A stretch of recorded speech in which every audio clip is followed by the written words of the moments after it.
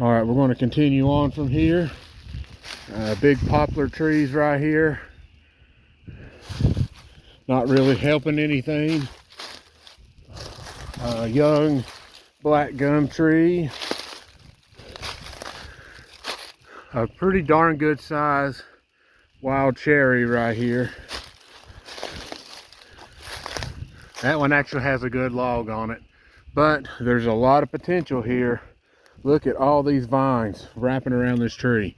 I need to cut all these off and let the deer eat that so it doesn't climb back up the tree, and I'll increase the food output here. Let's see here. We have smilax plant right here, a big smilax plant. What all that, it has different names. Some people call it greenbrier, but deer have destroyed that. There's nothing left, not a single leaf on it. Same here, we got more of it growing here. If you notice, this side here actually has a little bit more greenery down at the ground level than some of the other places I've been into. So the grade here would be okay, but the fact that there's a lack of good oak trees here is concerning. So you're losing good quality material if you don't have oaks to go with this. So let's weave back this way because I know there's more oaks here. So you can see there's basically a strip that runs down this way where there's no mature oak trees. So that end right there is not really that good. Over here we've got a large locust tree that needs to come down. In order to keep from really destroying a chainsaw chain on that, I'm just going to do a double girdle on this tree, let it die.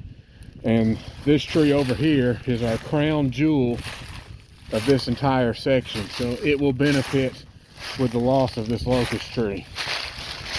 We have invasive species here. I have done totally, this name escapes me, but these are invasive and they have a yellow tint with a brown center. You do not want these growing in here, so I need to come in here and remove all these little saplings right here. These are just junk trees. So here we have a Grand Champion white oak tree. This thing is very, very nice, beautiful straight tree. This is another tree on, it's just a mystery to me why the loggers didn't take this one, even though it was smaller at the time.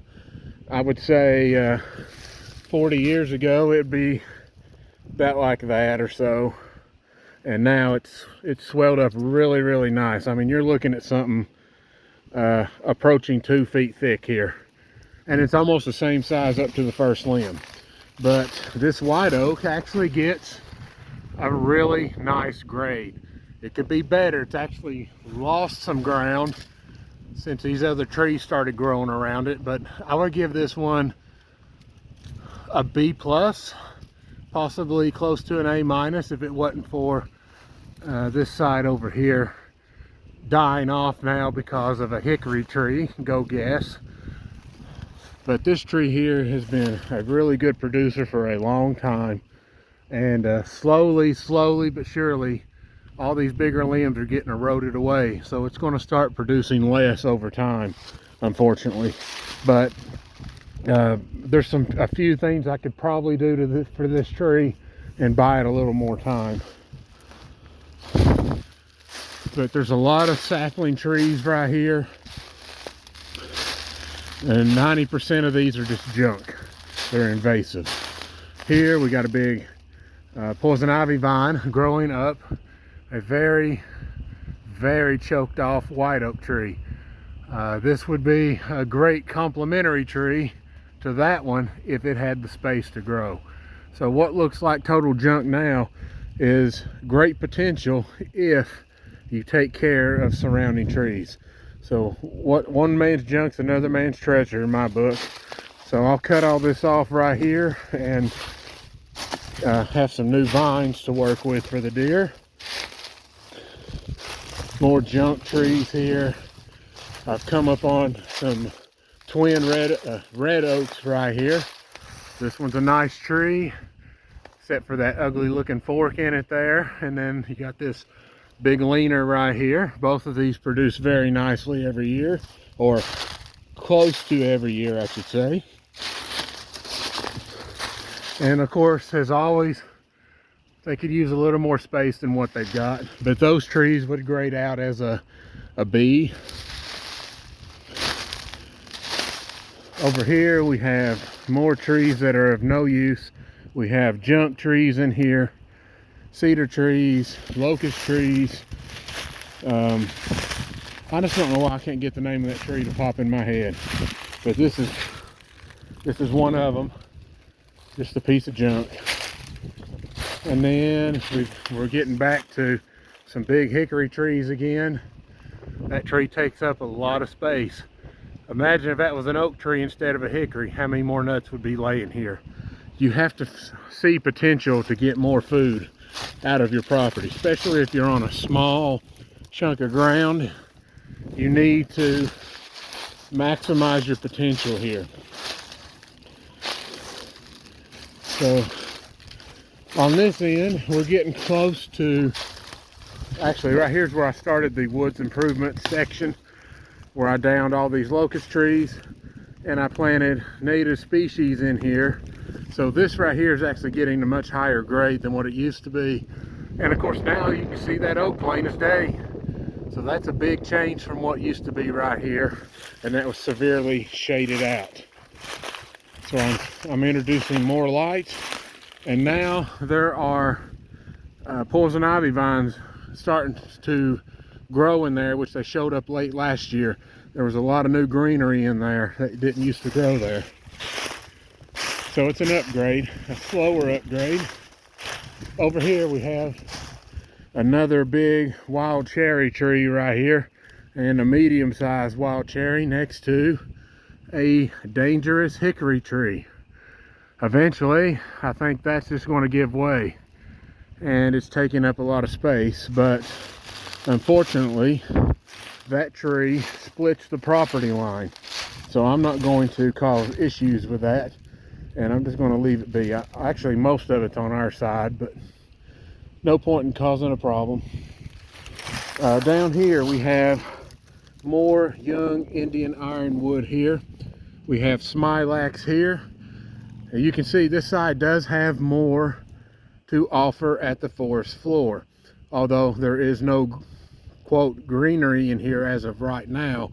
But when you have early green ups, that's the places you look for deer to start destroying this again. So this side of the woods actually gets probably a D-. There's one really good super white oak right there, and above average oaks in here, but there needs to be more available at the ground level to get a much better grade.